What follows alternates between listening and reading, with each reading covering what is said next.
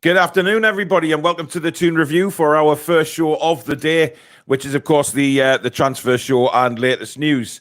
Now, there is a poll already up in the chat you may well have seen. We're just basically asking a very, very simple question. Is that, do you think John Joe Shelvey will play enough minutes to trigger his contract extension? There's just yes or no there. That's the first poll we're going to have up today. So interact with us. Be very interested to see what you guys think or say about John Joe if he's going to play enough minutes. Now we do have some news. Alex has put together some players that we think maybe leaving or certainly have. It's the dead wood, basically, that we'll be going through. Also, some latest news about what Eddie Howe has said this morning and a few possible outgoings. And Paul Robinson, the former Leeds United goalkeeper, has made what I can only describe as a crazy comment about Chris Wood, but we'll come on to that. But we'll go through a couple of comments first, as usual. But please do hit the like button if you do enjoy the show today, guys. And, of course, if you're new, hit that subscribe button. Come and be part of the community, as well as the bell, which will tell you when we go live, we upload, or we schedule in a show. And, of course, you can donate to the Toon Review as normal by hitting that $sign at the bottom of the live comments. Tom says, afternoon, Paul and Alex. After Saturday's goal attempt, has Chris Wood done enough to secure a move to the Falcons? That came up last night. Jordan says, afternoon, I have received my mug today. Thanks very much. Yeah, after beating Alex, of course, on Friday. So he's received his mug today. That's how quickly we can get them to you, folks. It is starting to flow now. Andrew says, good afternoon, lads. Looking forward to the show. Soli says, good afternoon. I assume to Stato and Paul chat and the ever hard-working mods. Trolls, good afternoon to you. James says, after all, I'm praying for some good news that there is 5 players leaving the club and we have 5 new ones coming in. Little bit optimistic there, James, I think. Keith, good afternoon. Solo says, any stats on Rennes 17-year-old Desiree Doué? Apparently is on the list. I've got another Lens player, actually, not a Rennes player, who's been linked with us today. Ken says, good afternoon, Paul. Hope you have some good news for us. Saturday is gone now. Onwards to the League Cup semi-final. 2-0. We will win tomorrow. Good on you, Keith. That's what we need, a bit of optimism. Ian Fleming, good afternoon. Pete is hoping to be proven wrong in this window. Part of me is doubting we will get anyone. Soli reckons we'll get 3 or 4. It's a bit early just yet. Spike, good afternoon. Barry Cope, good afternoon. Ian says, after Saturday, we need reinforcements to the squad. It's just not good enough. Stu's complaining that it's 1 minute past 3 and we're not live yet. Well, we are now, Stu, so you can calm yourself down, lad. Cushy, good afternoon. Graham Richardson, hello. Jordan Long says, dead wood equals wood. Yes. James says, afternoon, everyone checking in from the gym after needing to lose some weight. Well, good on you, my man. Hey, Paul and Alex, good morning from Michigan, from Christmas 365. Out of interest, does anyone else think Romeo Beckham looks more like Bruno than David Beckham? True. That's come up a few times, hasn't it? He does, actually. Lewis Barton, good afternoon. Simon, hi. Lawrence, good afternoon. Spacebar's here. Alan says, Wood has been dead a long time, but he just won't lie down. Keith, good afternoon. Carl, good afternoon. To Coin of Phrase, good afternoon. Kunga Fox, thanks for your £2 super chat. Saw Bruce going on a Warner podcast waiting for a rant. I haven't listened to it yet, and I daresn't listen to it, or else my blood pressure will probably explode through the sodden roof. But we will. I probably will listen to it at some point. Bob says, afternoon, guys. Great show. Looking forward to seeing who you've got for us today. Trev says, early finish from work, which is a bonus, catching an early Toon Review show. Double bonus. Romeo Beckham wasn't even good enough to play in the MLS. Look, that's come out of nowhere, and I have a feeling that's just because his name's Beckham. But we will see. We will see how he does. Keith says, Madison is a doubt for tomorrow. Yeah, basically Brendan Rodgers has ruled him out. I mean, he said that he won't feature tomorrow after his surgery. However, he's down as day-to-day. He says you never know, it may change tomorrow, but at the moment he's day-to-day and not available to play for Leicester City, which is interesting. Yeah, Alex, if you can do that, that's fine, buddy. Let's have a look. Dean says, afternoon, guys. Bit disappointed we haven't brought anyone in yet. We are desperate for an increase in creativity. Rachel says, just good afternoon. Just listening today is working, of course. Jens says, would be nice with an addition soon. Also like to see some go. I think, Alex, people are obviously getting worried already that, I mean, what were we? We were 9 days into the transfer window and obviously nobody has signed yet. But it is very quiet across the board, really, apart from Gakpo. Yeah, I mean, we've got a bloated squad at the moment. We've got, 6 to 8 people with expiring contracts in the summer. Yeah, I think part of it's slow because we've got a lot to consider in terms of getting people out as well. Yeah, and not having to pay too much of their wages.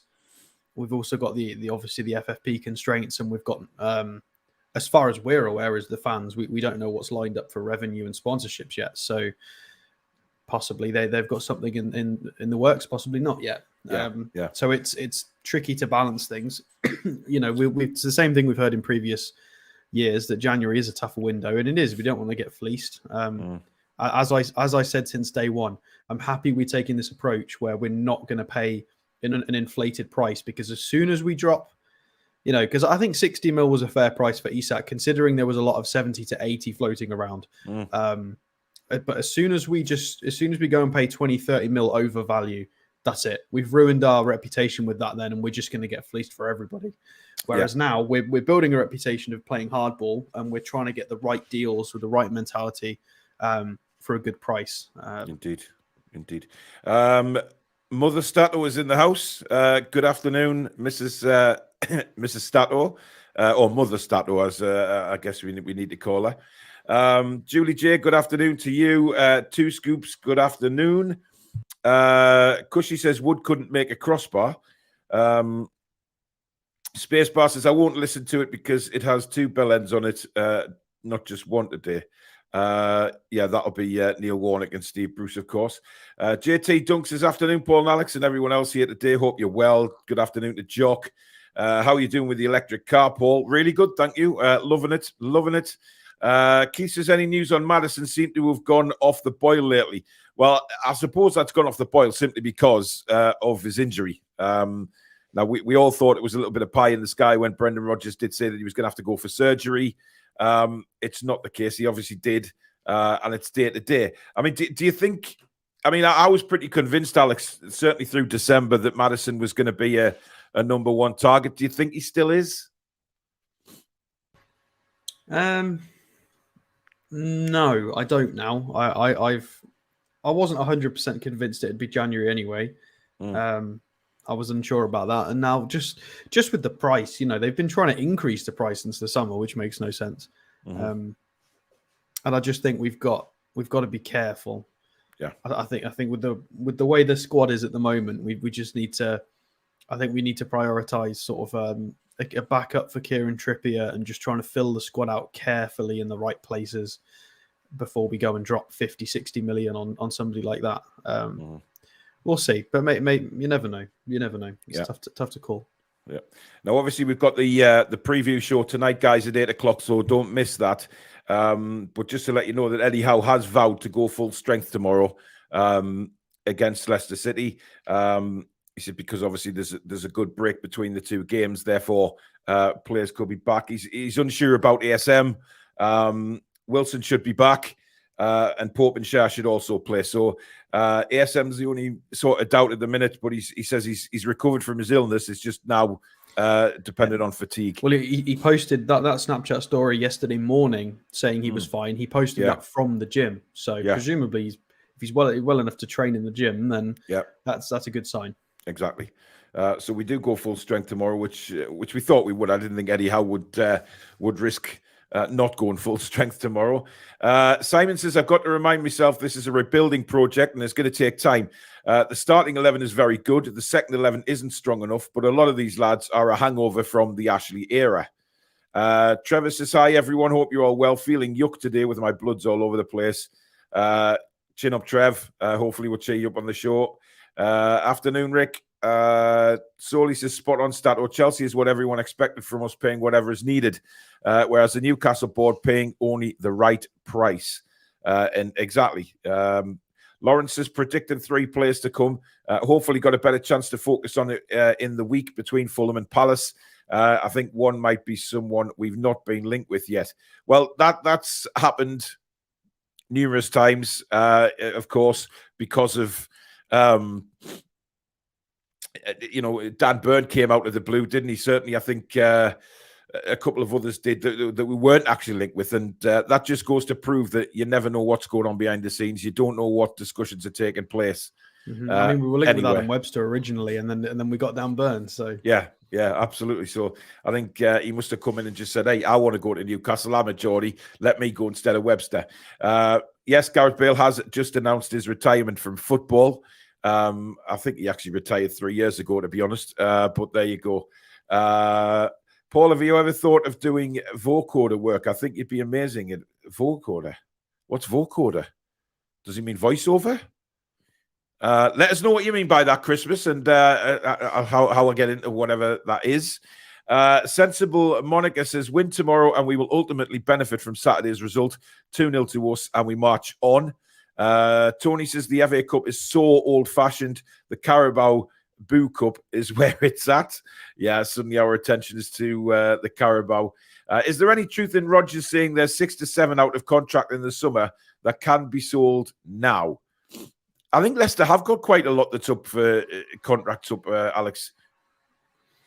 Yeah, they've got a lot. This was my warning when we previewed the Leicester game for the Premier League, that they need to be really, really, really careful in the next 2 or 3 years, because they're in a financial position where they can't really buy a lot.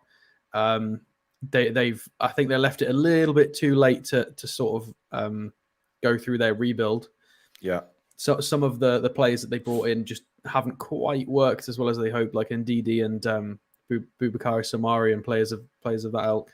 Mm-hmm. And then they've got a bunch of players with contracts expiring. So, and Vardy's older as well. So they've got to be really careful. I've said this before. If people haven't heard me say this before, it's if Leicester don't get this next 18 months right, I think they could be one of the teams that accidentally slip through the trapdoor and get relegated.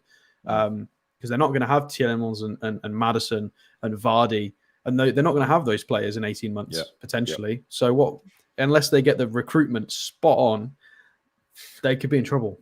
Yep, absolutely. Foxy says, I like Shelby, but can't justify extending his contract when he's been injured so much this season. If we keep him, it would only be on a reduced salary. £70,000 a week is a lot. Yeah, it is. But we'll see what happens with that one. Daz said, could we not off Maxi and some money for Diaby?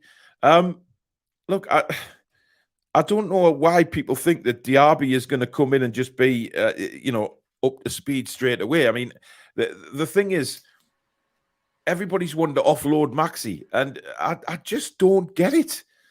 I really don't. And I've been critical of Maxi in the past. Of course I have. But I think he's played very well in the games he's played this season and was unfortunate to get injured at Wolves after he rescued the game for us with a wonderful goal. So I would take a part exchange, to be fair. Yeah. I love Maxi, but Diaby is fitter more often and has a lot more output. I do love Maxi, but there's a lot more of a guarantee. And he plays in the Bundesliga as well, which just isn't particularly good defensively at the moment. It's a bit of a shambles, but I would take that deal if it was reasonable. Yeah, I can't see us doing the deal though. I agree. It's a bit of a fantasy deal. Yeah. Arturo, good afternoon. Hope you're well. George Eaton, good afternoon. Kent says Madison price £70 million they want. Instead of him, two Turan brothers, Freshneda and a left back. Backer, 4 players, doesn't cost more than Madison money. In the same time, 4 dead wood we get rid of from our squad. Backer went somewhere else, didn't he, last in we wanted him in January last year, and he went somewhere. I can't remember where he went. Yeah, interesting. Chris says, we're only signed 4 players last January. Everyone said the summer business will be done, then sign 4 players in the summer. If we get Euro footy, we need a good 8 players. So hope we sign 4 now and 4 in the summer. He also goes on to say, as we won't sign 8 players in the summer alone. We might. Well, yeah. I mean, there's nothing to say that we won't. It depends what the owners want. Christmas said, yeah, voiceover work. I've never thought about it, mate, to be honest. Keith says, after the Wednesday performance, I can see us coming out and utterly destroying Leicester and then Fulham. I would love it. We need to get back to winning ways again, so to speak. Lawrence says, Tielemans, I think we'll leave Leicester this month. Maddison will probably leave in the summer. It's gone quiet again on Tielemans, though, hasn't it, to Newcastle, Alex? Yeah, it's just how it goes. It just comes in waves. We'll have to see. It does seem to be quite. It does seem to be quite difficult to work out. There's a lot of people do get wind of real information about agent talks, because you can, to a level, if you've got the time to do that and the know-how, you can track. You can follow all the agents and follow all the players' families, and you can check where they go and who they're meeting, what they're doing. You can do that, but so people can build an idea of who's speaking to who about what, but that still doesn't mean what's finalized and who's agreeing anything, because you're not privy to the inside of those meetings. So we can build a picture of who we're looking at and who's on scouting lists. We can get a general idea to a level, although things like the Paqueta saga, muddy the waters a little bit. So we've got a general idea. I think it's quite a general consensus as to who we need. People are looking at midfielders. We're looking at somewhere to support the right back position, possibly a winger. It's no secret at all. So it's not too hard to build scouting lists. But beyond that, we don't have the information. No. Jens says, have you guys heard anything about Target's progress? No return date at Premier League injury list. Well, Eddie Howe said a month, but he did say it was quite a nasty injury as well. So, I mean, he's probably going off the guidelines of what the medical staff have told him when he said a month. But again, we're just going to have to wait and see what happens in the coming weeks, whether he comes back earlier or a bit later than initially thought. But from what Eddie said, it is a nasty injury, and he's probably just going off what he's being told. Christmas says, I agree. I like John Joe, but if we keep him, he'd need to take a wage cut. There is no guarantee any player will be great when you buy them, says Trulls. I mean, that's definite. Plenty of fringe players to be offloaded before Maxi. Guy says, holla, afternoon all, sitting on the beach in Spain listening to the show. Damn you. Kenk says, Diaby is the fastest winger in the Bundesliga, plus he is 23. Long years he can serve Newcastle United. ASM hardly serving right now. We got over 500 watching. Fantastic support again. Thank you to everybody. Andrea says, I can't wait for the match tomorrow. I am Leicester fan. Good luck for the game tomorrow. Thank you for joining us again, Andreas. Waffy says, does a player just self-certify illness in football? I don't know how it works. But, I think obviously with what went on at Maxi at the weekend, a lot of people jumped the gun and said that and start to say, oh, his ego this, his ego that. He's had a falling out when it was just an illness. So it's up to the club when they want to come and sort of let the fans know that. And, of course, Eddie did that just before the game. He said, look, he's missing because he has an illness. Simple as that. There's nothing more to it. Elliot says, I'm going to my first Toon game on Sunday. I'm absolutely buzzing. Well, hope you enjoy it, Elliot. Darren says, I'd buy a quality midfielder this January to help us push for a place in the Champions League. Would you guys rather win the league or finish in the top 4? I think he means win the cup, because that doesn't make any sense. Yeah. If we're going to win the league, I mean, we'd finish in the top 4. So, yeah. Listen, why not win a league? Why not win a cup and finish in the top 4? I mean, why does it have to be one or the other? The position we're in at the moment, we have a good chance of doing that. We have a good chance of winning a cup and being in the top 4. So I'd say why not both, Alex, to be honest. Yeah, I mean, that's the easy answer, is both, isn't it? Yeah. I've always said I would prefer top 4 because it would just accelerate us winning trophies way faster anyway. Yeah. You know, it would instantly improve the revenue we can bring in, the sponsorship deals we can sign. It would improve the quality of players we could sign immediately. If we think that the project is ahead of schedule already, imagine how ahead of schedule we'll be if we qualify for the Champions League straight away. Yeah. You know, the conversations we can have in the summer will be immense. Definitely. Kirk says, good morning from Elephant Island. Been watching since August time when I've been able to also hear you like offending animals on here. Not a good reputation for our island. Keep up the good work. What animals have we offended? I'm not sure. I don't think we offend animals on here. Countries, yes, but maybe I think not they animals. offend you, to be fair. Yeah, well, let's not go there, Alex. Daz says, is any teams out there going to want the likes of Richie and Shelvey? Yes.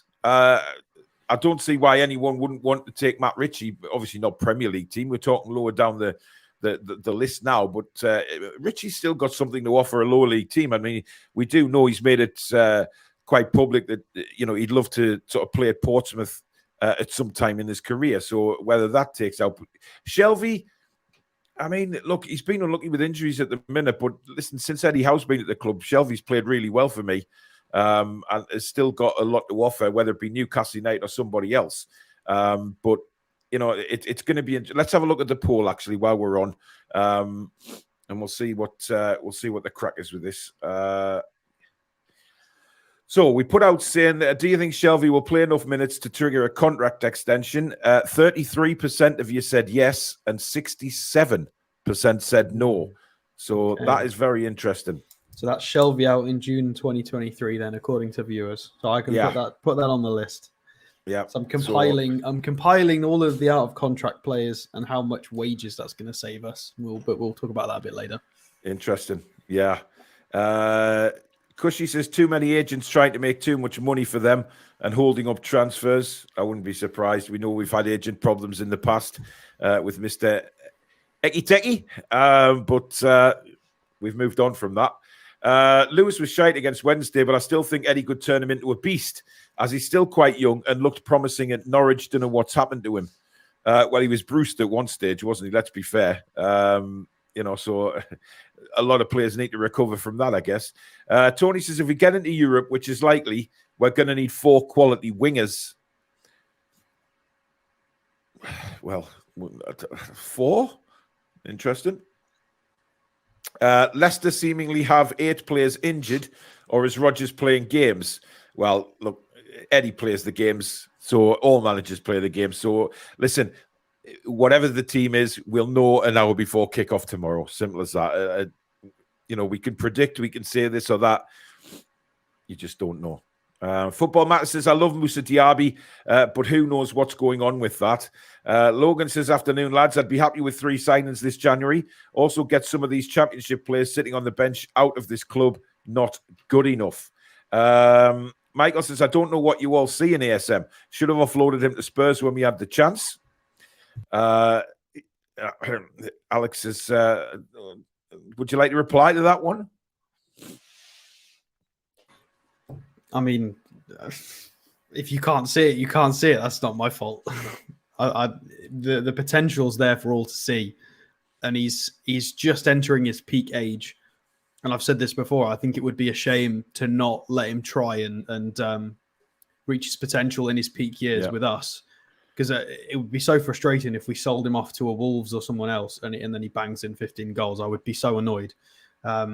Because I think he can. The way he was playing against Man City and Wolves when he got into his stride, it's just really, really unfortunate with the injuries. And I agree, we don't want people who are injured all the time. It is annoying. It's not good for progress. Yeah. So he needs to do better with that. I mean, it's not his fault, but he still needs to do better. It's cutthroat business at the end of the day.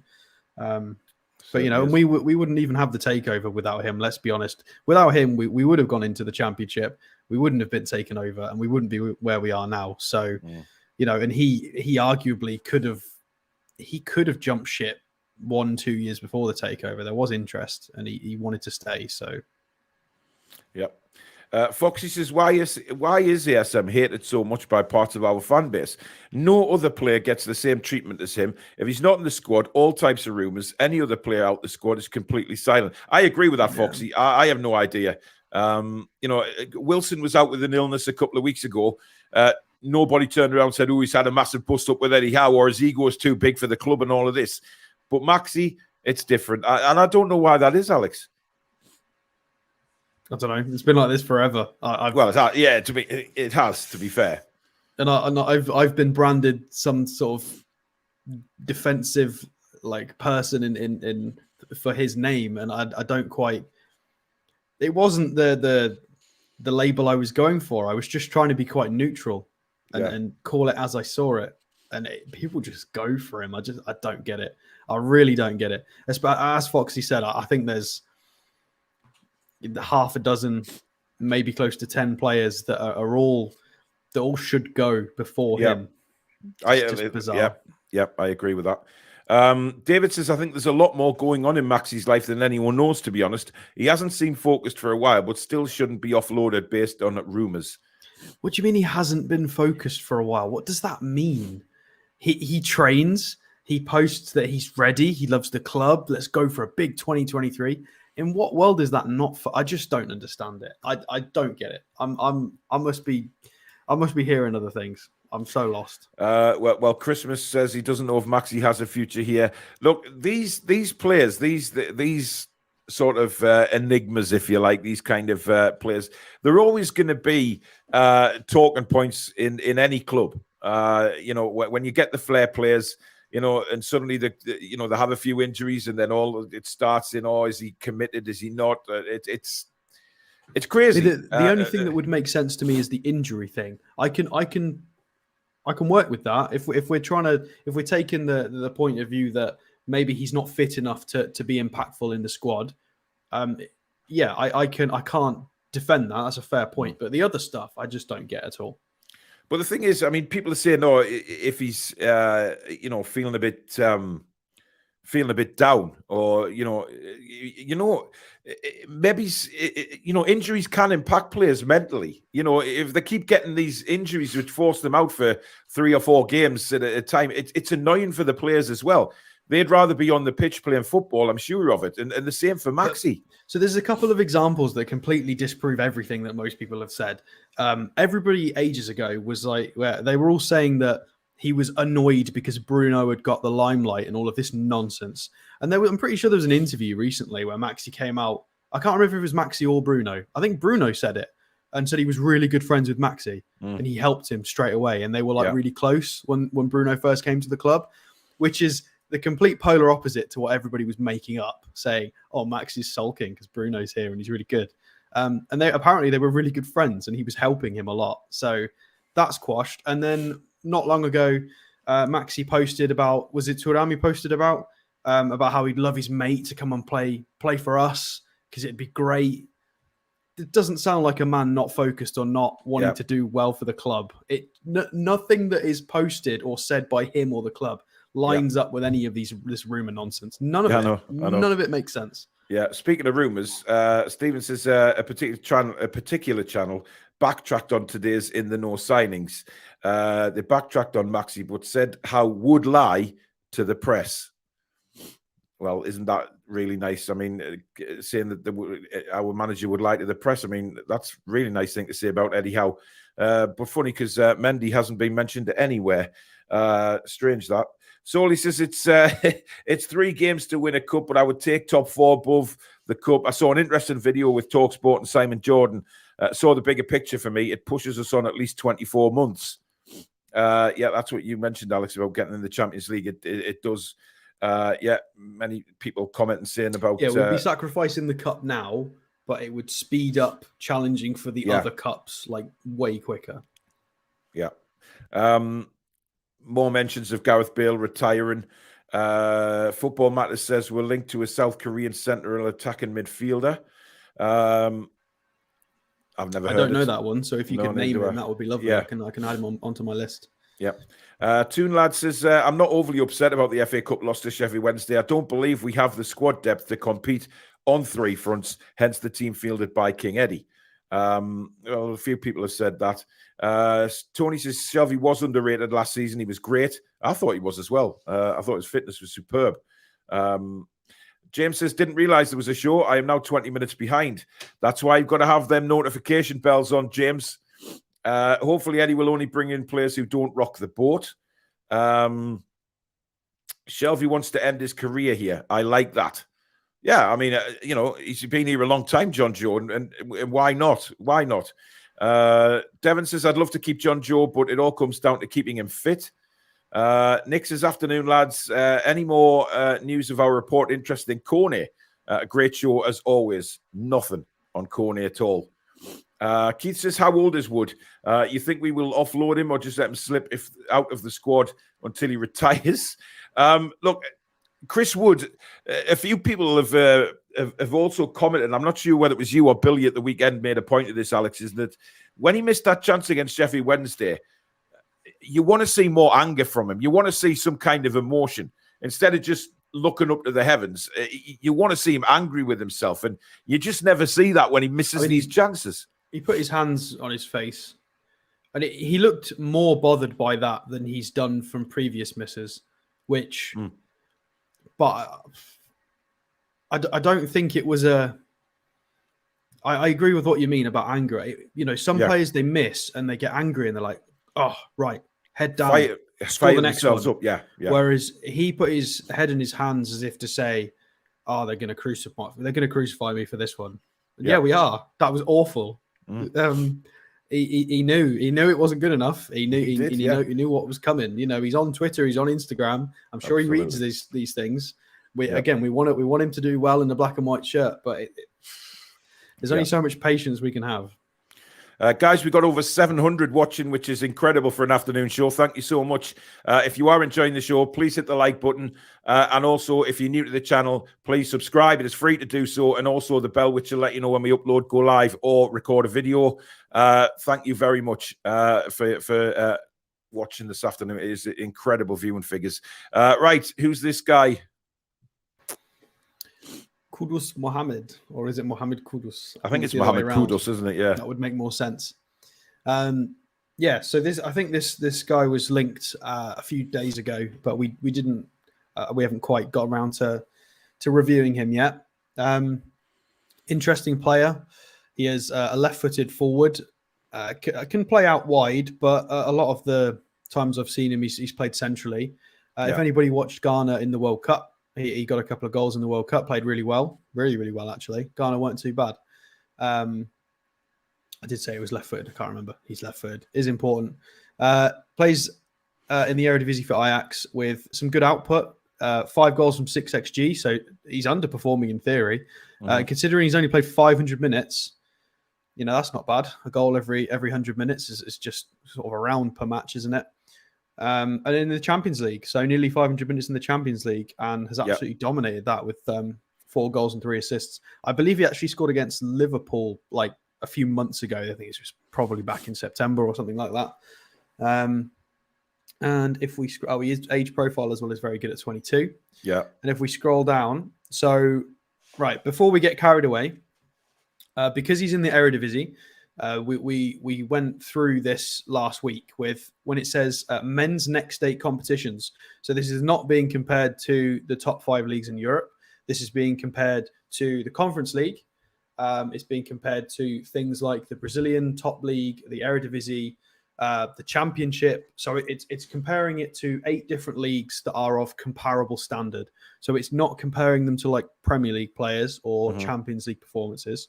But it is still a good enough standard, to be fair. Well, but still, that's what we like to say. Look at the green, man.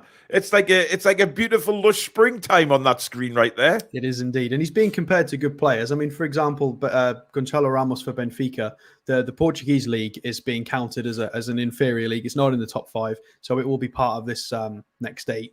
So he's being compared against even Mitrovic because he's got minutes from the Championship still, for some reason hanging around on his profile. But yeah, the green is ridiculous. It's absolutely ridiculous. Maybe it's going to be more useful for us to actually look at the per 90 so we can get some context from it. Yeah. Shots, 4 shots per 90, 4.21. I'm happy with that. If my winger / forward is trying to score 4 times a game, that's fine. That's plenty. That is an awful lot of shots per game. I think Callum Wilson's on like 3-ish. Correct me if I'm wrong. It's definitely less than that. Shot creating actions is also very high at 3, so he's helping other teammates go and have shots as well. So he's directly contributing to around 7 shots on goal per game, whether it's for himself or providing them for his teammates. That's brilliant. That's what we want in the squad. Passes are very, very tidy at 87.5% completion rate for a forward is very, very clean and tidy. Doesn't attempt too many passes, but actually for a forward, that's a lot. 35 passes. That's a hell of a lot of passes for a forward. But again, it depends if he's playing out wide or not and how much he's involved. Progressive passes as well. Is at 3 per 90, which is great. He's a dribbly boy. Very, very dribbly boy. Those are pretty bonkers dribbly stats. That's close to sort of Maxi Traore kind of silly levels. Touches in the attacking penalty area is outrageously high at 7. And he's receiving nearly 8 passes high up the pitch per game, which is great. A little bit of defensive output as well. As a forward, robbing the ball once a game, maybe even more than that, maybe twice a game. I'm happy with that. 5th percentile, really quite good, I think, for that. Yeah, well, as a kind of player he is, If we can, like, if we've got Maxi out on the left wing, and if he can tackle somebody and rob them once a game, every game, that's what we'd like. That Miggy does it a little bit more than that because he's impressive at those sorts of things. And in terms of who he's compared to that we would know, of course, Taremi for Iran got mentioned quite a lot. I believe he's the one that scored that quite tasty goal against England, actually. He's pretty tidy. Plays for Porto. Also, Gonçalo Ramos, I've already mentioned, plays for Benfica, got a hat-trick in the World Cup. Very, very good player. And then Mitrovic, we know, is absolutely lethal and has been for about 18 months. So I'm not super familiar with some of the other ones. I'm sure maybe some people are if you watch, I don't know, Greek football or anything. So let's go and have a look at the sofa score so we can get an idea of where he plays in his own team. It says some strengths. Long balls, passing, ball control. Long balls? How's he playing long balls if he's up front? All right, then. Strange one, that. But, hey, this guy seems like he's everywhere on the pitch. He does. So we will have a brief look at one of the Ghana games because he scored 2 goals against South Korea and Ghana won that game. So, well done. Let's go on the lineups. It's a World Cup warm-up, wasn't it? There we go. This is the famous South Korean defense of Kim. Yes. And if we scroll down, I love this Ghana team. I really do. They've got Iñaki Williams up front with the Ayew brothers. They got Kudus out on the right in a 4-2-3-1 with Partey as part of a double pivot. Salisu, Ahmad, Lamptey. It's not a bad side at all. Really balanced I expected a little better for them in the World Cup, to be honest. I think this team's great. Yeah. So he played out on the right. So in theory, it's sort of a Miggy position-ish. Interesting heat map. Mucking in defensively. Floats centrally quite a lot. There's not as much sort of byline going in, but that's what we like. This guy's left-footed, remember. So this is how Miggy plays for us. Very inverted. So it kind of suits how we play. 2 goals from an XG of only sort of 0.4, so he's done rather well. But you've got to be clinical when you're playing international football. So a couple of long balls. Again, I don't know how he's managed that. Across 2 shots on target, which were both of his goals. Only succeeded one of his 4 dribbles. Mucking in with some ground duels. Drew a couple of fouls. So not bad. Quite impressive for Ghana. Let's go and have a look at some of his club football. So we've got against Rangers. They beat Rangers 3-1 in the Champions League. And he got an assist and a goal. So very nice. Scroll down and have a look. And he was playing up front. So with Tadic and Bergwijn either side. I didn't watch this game, so don't quote me on that. He might not have played up front. It's possible that this was quite a flexible lineup. Maybe Tadic went central, maybe not. I think the way Ajax play sometimes, Alex, is when they've got a front 3 like that, they all alternate throughout the game, which causes defenses a lot of problems because they don't know who's going where at different times in the game. It's quite a clever little tactic, really. I mean, when I click on him, we can see the heat map soon anyway, so we'll be able to know if that was true or not. Oh, everywhere. It was everywhere. So 1 goal, 1 assist from an XG of 0.27, one shot on target, 1 off target, no successful dribbles. Again, he's hitting around that pass percentage we saw on FB Ref. 3 out of 3 long balls. He's up front. How's he doing this? No. I need to go and watch more of him because it seems like a very interesting player. A little bit lower on the ground jewels, but a couple of offsides. It's difficult to tell if that's a good thing or a bad thing. If both of the offsides were really close, it can be seen as a positive. Whereas if he was miles offside, it could be a negative. It's hard to tell. 2 tackles and 2 clearances as well. So he's contributing. But overall, it's an interesting shout. He's the right age profile. He would be able to fit in as an inverted winger that could play up front if needed. Seems like he's got reasonably good technical ability, hence the sort of passing accuracy and the long balls. Improve the technical quality of this team, especially if he's going to go in front of players like Murphy and Fraser. Champions League experience, World Cup, international experience as a 22-year-old, far more experience than some of our lads that are 28.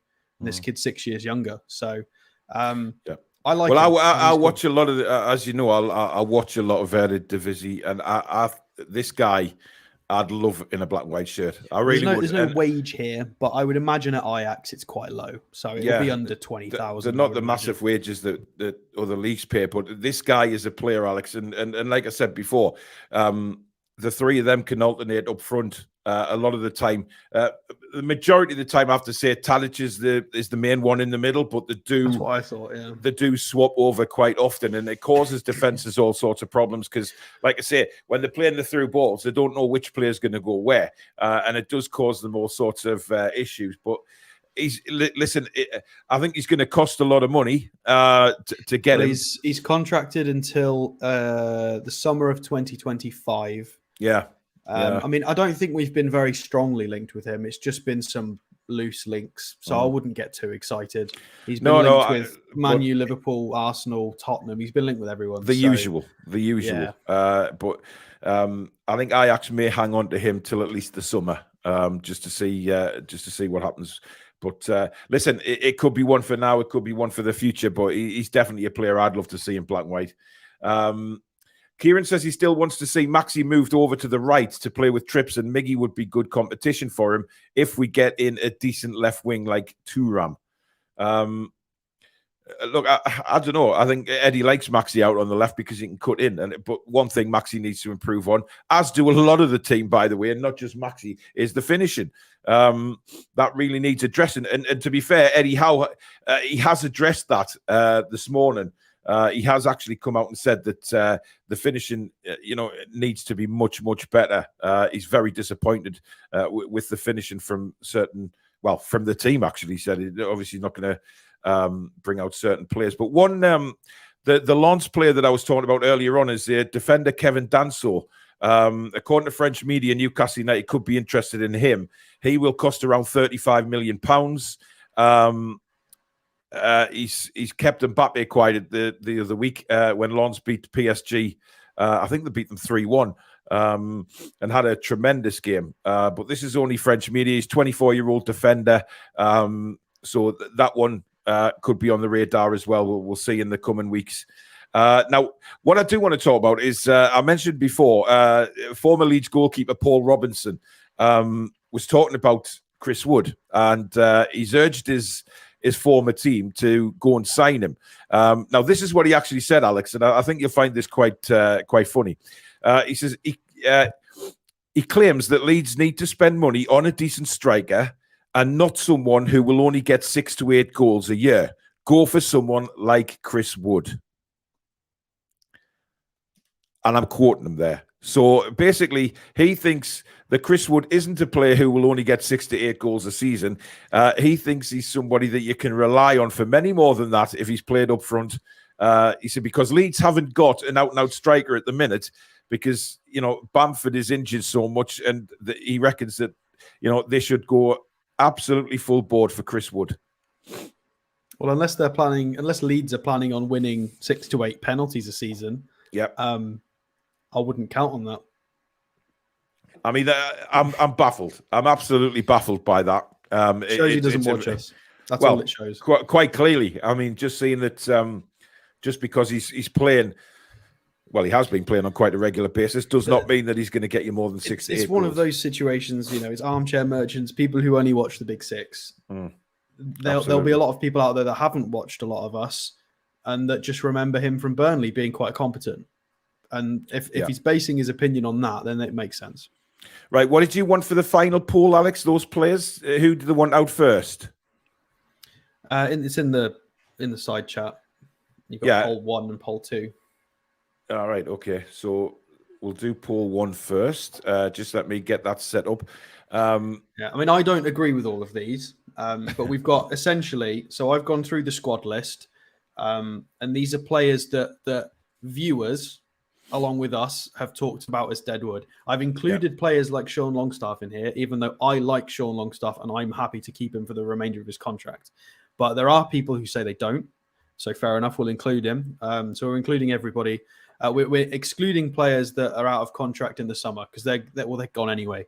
So people who have got a longer contract. So that includes, the first poll is going to be Darlow, Manquillo, Lewis, and Lascelles.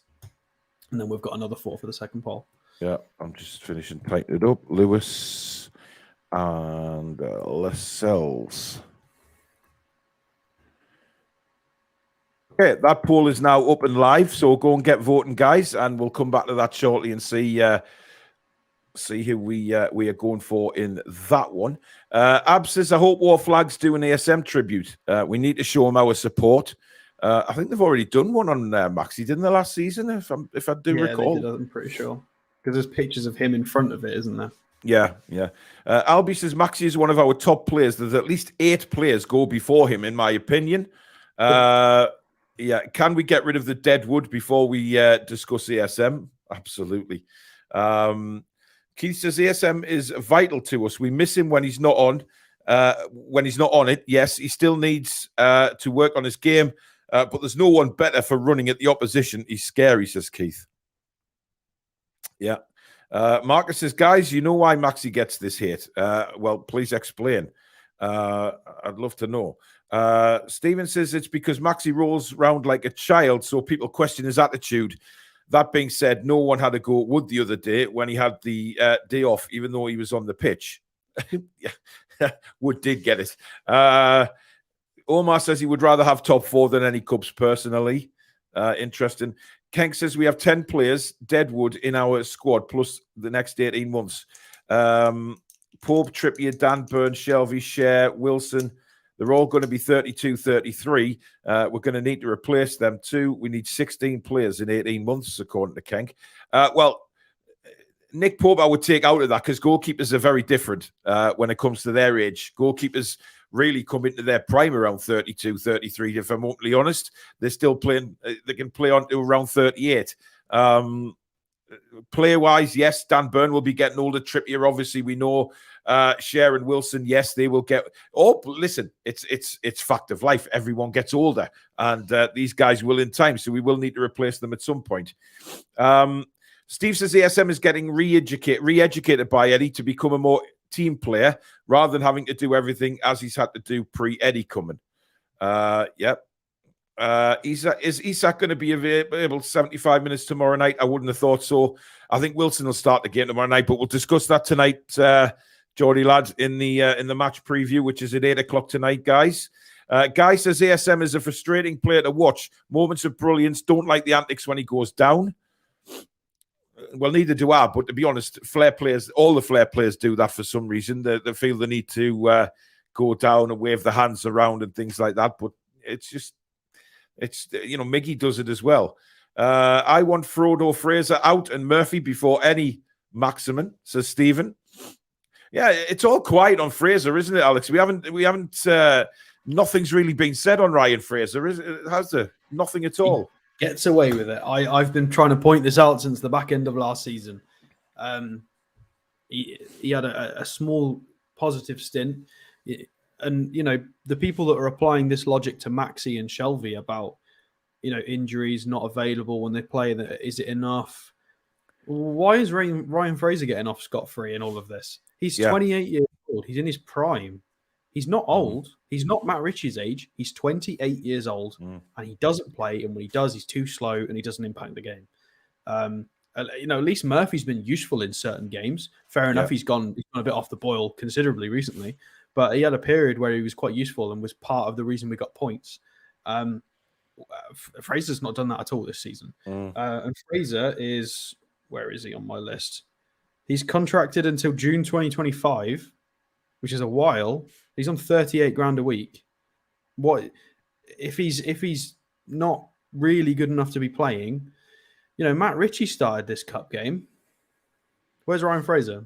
Yeah, nowhere to be seen. You've got to, you've got to question Ryan Fraser's attitude since he's been at the club. Full stop, really, haven't you? I mean, he hasn't had the best attitude in his time here. He left Bournemouth in very dodgy circumstances as well. I mean, I don't question his attitude. I just think it's his quality as well. I do. I've got this just niggling is that Ryan Fraser just, if he didn't play against Sheffield Wednesday, he didn't, why is he not banging on Howe's door saying, give me an opportunity? I don't know. I think he'd be better off somewhere else. Danielle is in the house, guys. Afternoon, lads and lasses. Hope you're all well. Thank you, Danielle. Hope you're well too. Liam says, Tino is a Toon legend, but if he was around today, he'd be the Maxi of the squad. You can't please some people. That is a very good comparison, Liam. Very good. The one difference is Tino could finish, right? Tino knew where the back of the net was. Tino was extremely frustrating at a lot of the time, but he knew where the back of the net was, something that Maxi needs to keep working on. And that's no disrespect to Maxi. I'm just pointing out that, Tino was a better goal scorer than Maxi is. There's no doubt about that in my eyes. But he was frustrating at times. But he was some player, though. Jake, who is a Sheffield Wednesday fan, why on earth does it say Newcastle have signed Amadou Diallo on the Premier League app when this didn't happen? I have no idea, but we definitely haven't signed Diallo, Jake. I'm not sure where that's come from. Didn't we take somebody with that name into the youth? We took someone on trial, didn't we? Yeah, but that was a kid. The Sunderland lad, and it's not. It's a different one. It's just a similar name. It's not the one that everybody thinks it is. No. I think it's another kid. That one's a young kid, not Amadou. Yeah. No. Ab says people tend to fill the information gaps with their own bullshit. The skill is to take it all with a pinch of salt. Absolutely. Stu says Maxi has done all right when he's played this season, but with the rise of social media, daft rumours spread like wildfire. Now, another outgoing, a possible outgoing is it's been reported that Stoke City manager Alex Neil could be looking to take Carl Darlow to Stoke. Now, that's possibly not a bad move for Carl Darlow. Apparently, they're interested in 3 keepers, and Darlow is one of those 3. Now, for me, if I was Carl Darlow, I'd probably jump at the chance because we said yesterday that I think Darlow would be very disappointed that Dubravka just walked straight back into the team for a cup game and Darlow was left on the bench. I think it's disrespectful to Carl Darlow, I have to say.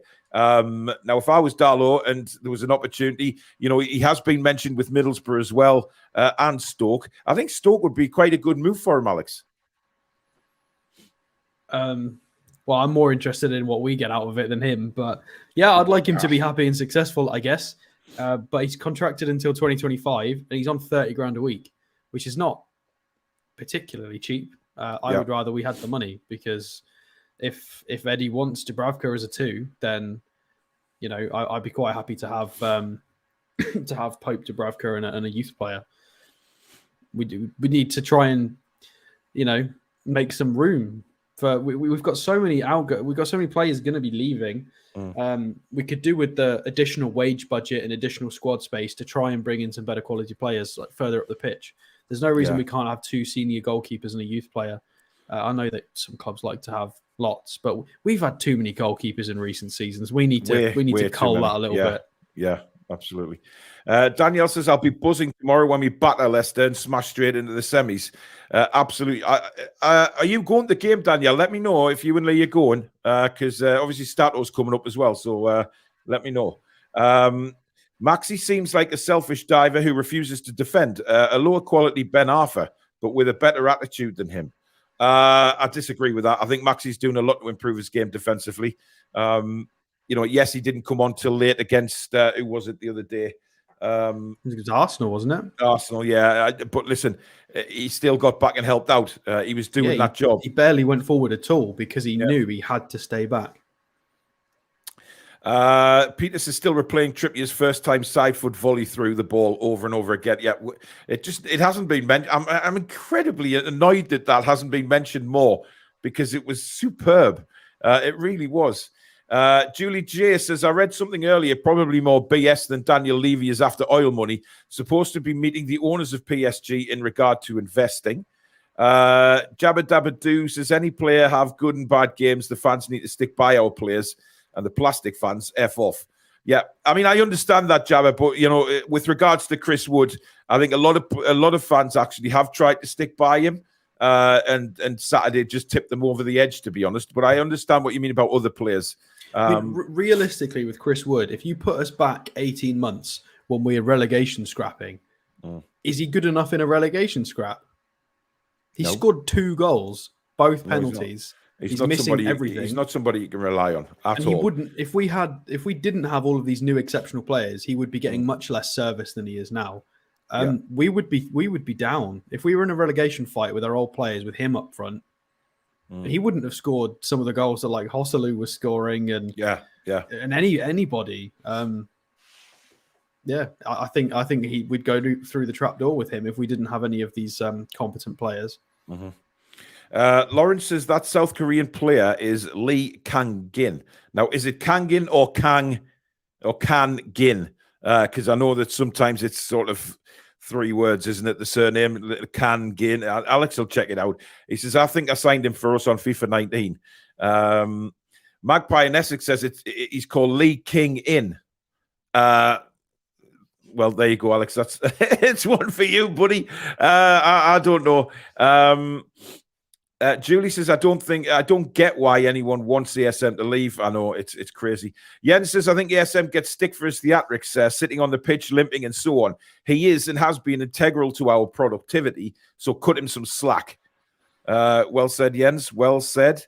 Audio SWAT says, are we most likely going to have our usual Premier League lineup with Isak and Maxi to come off the bench? Leicester are scared. Danielle says, I think Maxi was ill. Too many whoppers making content for clips. How are Maxi? Lad, get a goal tomorrow and shut the haters up. Well said. Well said. Christmas says, Wood couldn't hit the ball even if it would transform into £1 million. You got it. Solo says, Kang In Lee is the South Korean player. So it's back to front.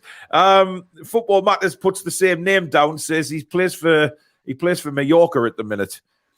So not Valencia then. So I'm just getting, we're just different teams, different Valencia, names. It was Valencia on FM 19 or FIFA 19, whatever it was. Yeah. So there. Ab says she thought Wood showed a lot of emotion. He looked devastated. I think he's more embarrassed. He gets paid a lot of money. There are consequences for underperforming. We've all got jobs that if we keep messing up, we get performance reviews, people get in trouble. Good.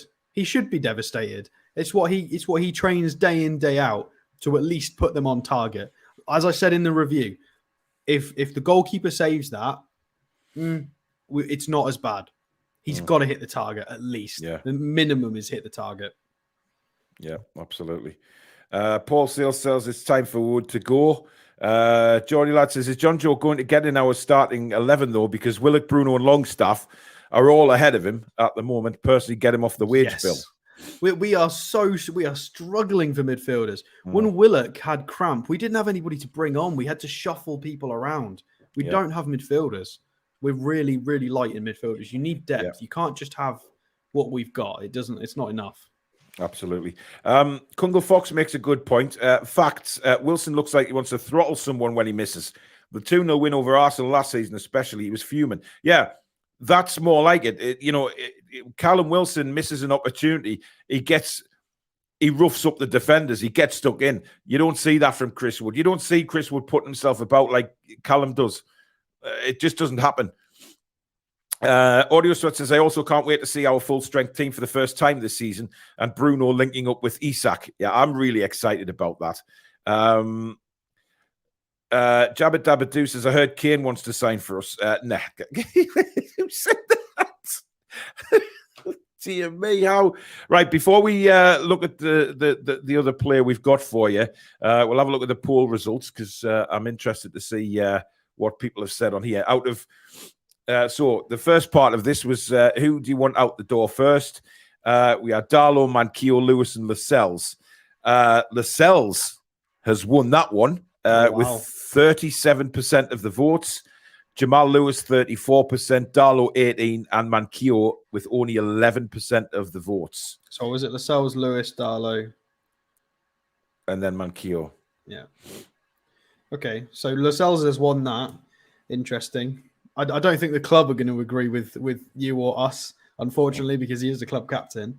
But if we were to get rid of Lascelles, he is contracted until June 2024. Yeah, and he's on 40,000 a week. There you go. According to Capology. So, who was the other four players, Alex, for the next poll? So the second poll, we've got Wood, Fraser, Murphy, and Sean Longstaff. I have a feeling I know who's going to win this. I think Fraser's going to come second. And again, it's another situation where he's just going to slip away and not get in trouble for anything. Yeah, well, there you go, guys. The final poll is up on there. So let us know who you want out first. Right. The other player we've got highlighted for us today is Desiree Doué. Yeah, so I've not seen this guy play. I think a couple of people mentioned him in the chat earlier. No idea. Need to go and watch him. He is very young. He's still 17. 400 minutes for Stade Rennais with 2 goals. Played some Europa League minutes, just under 200, which is not too bad. And if we scroll down, the one thing that was very interesting is 2 of his closest stat matches are Joe Willock and Joe Linton in second and third, which is really curious, the fact that he matches the profile of a few of our midfielders, which makes this... I mean, does it make it plausible? In my head, it makes it more plausible, but maybe I'm just doing mental gymnastics. Zoom in on it a little bit, Alex, please. Yeah, there we go. So you've got Joe Willock and Joe Linton there, which is really curious. But you've got to factor in this is only based on just under 600 minutes of play. Dribbles is 3 per 90. Touches in the attacking penalty area is also 3. And progressive passes received is 5. So all of those 3 are extremely high level. If he can maintain this over a larger sample size, over more minutes, seems exceptional. Shots total as well, 2.65 is very, very good. Tackles is also extremely high at 2.8, but again, not a ton of minutes. But then again, Kudus, to be fair, didn't have too many minutes, but he'd done it in the Champions League and international level, so there was more to go on.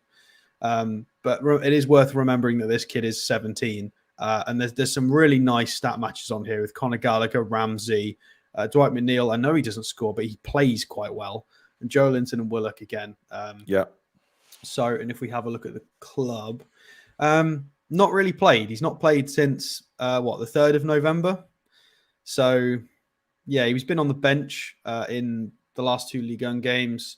He wasn't used in the France Under-19 games, and he was on the bench in the Coupe de France against Bordeaux. So there's not really much data for him unless we go back to sort of November, October time. And his ratings are all quite low for this. So this is the most recent one in the Europa League. And I was quite unimpressed. I'll zoom in so people can see this. I was a little bit unimpressed by certain things in terms of one ground duel completed out of, he tried 7 total and only won 1 of them. But he's a few shots and a dribble.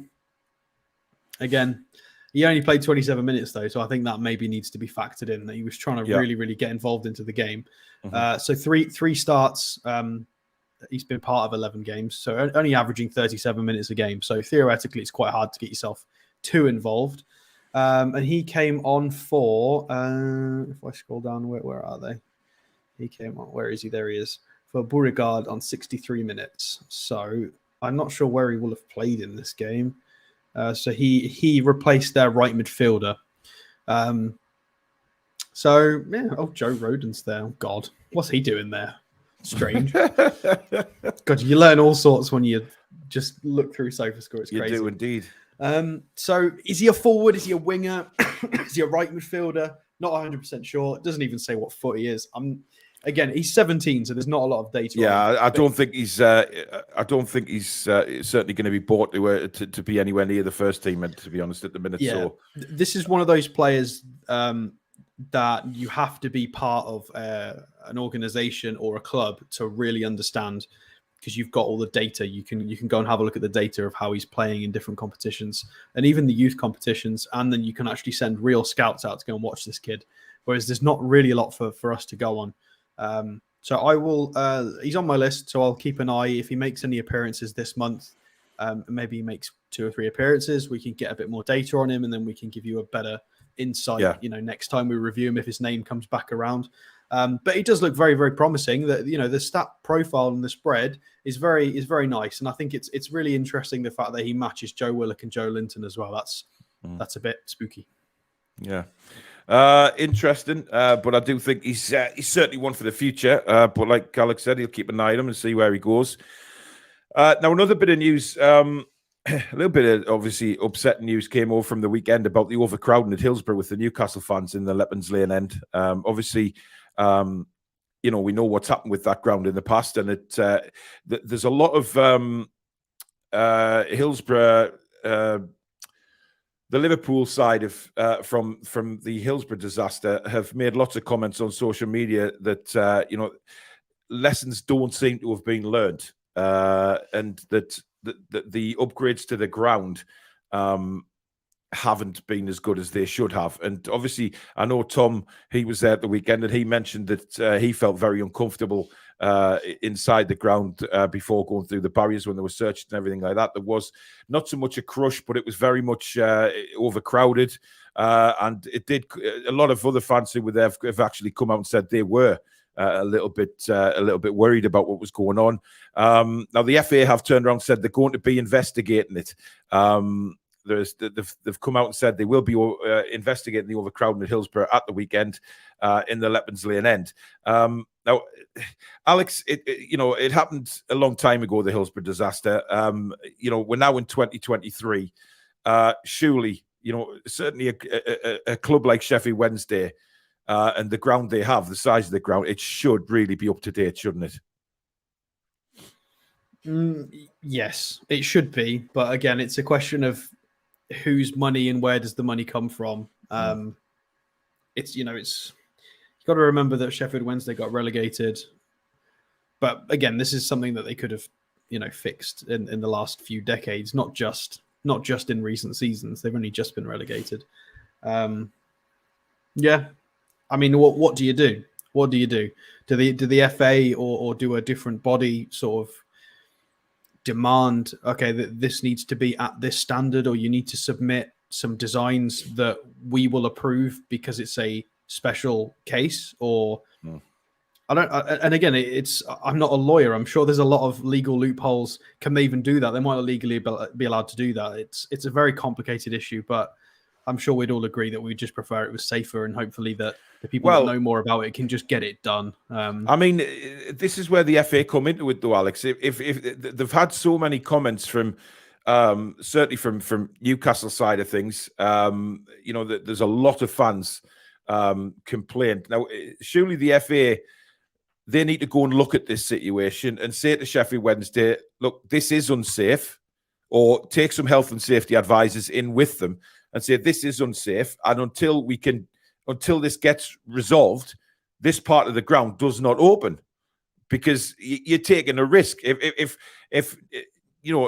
another club like Newcastle takes thousands of fans with them to Sheffield Wednesday, if Sheffield Wednesday get promoted, then you're going to get more away fans going than what you would in the lower leagues. That's what happens.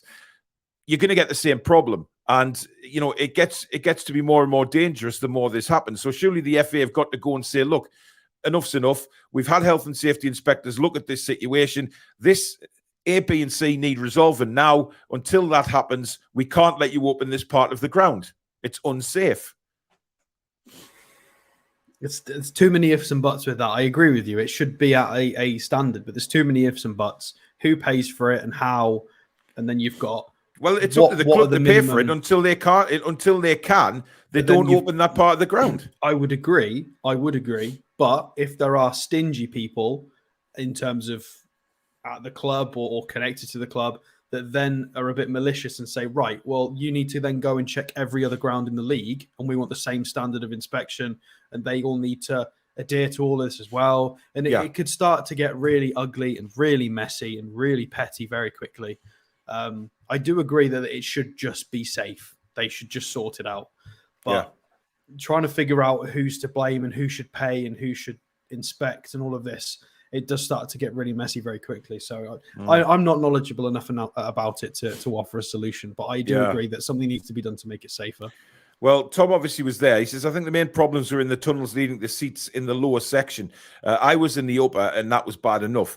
Now, when I was there for the friendly a couple of seasons ago, they didn't have the lower part open. It was only the upper part of the Leppens Lane then for us away fans, because obviously it was only a friendly. Now, a lot of people have said that they were in the lower end, and it was very, very uncomfortable. Dean says you would think the FA as a whole would help financially with getting certain stadiums up to scratch. That's again, it's a really messy subject, because you've got lower league clubs that are deliberately avoiding promotion because they can't afford floodlights. Like they can't even go into a higher league. They're not allowed to get promoted because they haven't got the money to improve their facilities or their infrastructure. And then what? Do they just say, oh, well, hang on a minute, that's not fair. You've given Sheffield Wednesday money for this safety. Why can't we have floodlights so we can get promoted and progress? Yeah, it just starts to get really messy. It's a very tough situation. Stu says, of all the grounds in the country, Hillsborough is the last one where we'd expect crowd issues. Scandalous. Robert says, I was told by a very good source. Which source is this, Robert? Are we talking HP or are we talking ketchup? Who knows? Mary says, for safety's sake and to stop another football disaster, never again like Hillsborough. Rachel says, my question would be, apart from removing the fencing around the pitch, what has been improved since the Hillsborough disaster? I think a lot, to be honest. I think a lot has improved, but I think, as time goes on, Rachel, I think more needs to be done. The more we, the years tick by, then upgrades are needed on everything. Look at St. James's. Look at the rack and ruin that was in when Ashley was here, and the new owners have come in and improved certain things. Certain other things still need to be done. But when you come to crowd safety, that has to be of priority for me. And going into the ground, you have to feel safe. No fan should feel unsafe going to watch a football game. That's the bottom line. You should feel perfectly safe in that, and that's how it always should be. But there you go. That is a talking point for another day, I guess. That is the transfer show and news done for another day. Of course, we will be. Oh, hang on, we've got the results of the other poll to go through first. Yeah, let's have a look. So, out of these four players, Wood, Fraser, Murphy, and Longstaff, Chris Wood has come out on top with a huge 62% of the votes. Fraser was second with 21%, Murphy on 11%, and only 6% to Sean Longstaff. So Sean is definitely getting backed by our fans. I did make a mistake prepping this as well. For some reason, I wrote down that Dubravka was out of contract in the summer, and he's not. He's got an additional year. So he gets a very lucky, fortunate exemption from this little game that we're playing. So maybe we'll ask what you want to do with him next show. Absolutely. If we go by popular demand, people want Lascelles and Wood gone ASAP, which would give us theoretically 80k is what Capology says he's on per week, and Lascelles is on 40. So that's 120k a week in wages theoretically freed up for actual signings. And then if we look at out of contract players in the summer as well, which is Mark Gillespie, we've got Paul Dummett, Matt Ritchie, John Joe Shelby, and Matty Longstaff. We clarified at the start of the show whether you think Shelby would get that contract extension. You said no. So I'd have to take Dubravka's wages off that. So we'd get somewhere in the region of 160,000 per week freed up from expiring contract players, and then 120 if we get rid of the players that you guys want, which is Wood and Lascelles, which is a good whack. What's that? Is that if I can count, it's 280? Yeah, 280, 280,000 in wages freed up. So that's a lot. So a lot of people talking about how many players are going to come in. There are going to need to be a lot soon. Maybe not this window, but in the summer certainly. Because if we've got upwards of six players just leaving because their contracts are done, we need to replace those in the squad. Because these are senior players. Players like Dummett and Ritchie are in the matchday squads more often than not. So we're going to need at least five to come and replace squad numbers. That's before you even talk about if they want to make upgrades to existing positions. And this doesn't include players like Lewis and Murphy, who are much lower down on the list in the voting. So it's interesting. Final thought on Hillsborough. Trevor says all the crushing was in the lower centre pen. Now, if you notice, the last word, still calling it, Sheffield Wednesday calling it a pen. We're not animals, right? I don't agree with that. And the fact that, centre, left, right, pen is not how you should be, talking about where you're putting supporters. It's ancient, and we're not animals. So it needs looking at.